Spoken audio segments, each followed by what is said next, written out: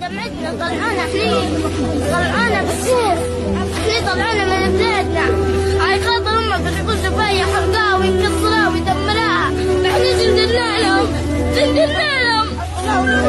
حسب الله ونعم الوكيل فيهم. حسب الله ونعم الوكيل فيهم. لينا علي 7 سنين بعد جندنا لهم يبغوا ينقذونا. علي بصائر لنا من 1 سنين شفتوا التاريخ كم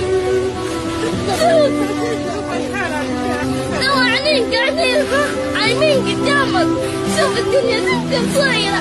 يعني قاعدين في خيام نبغى بلادنا ما نبغى خيام نبغى حياتنا ما نبغى خيام نبغى بلادنا عليه.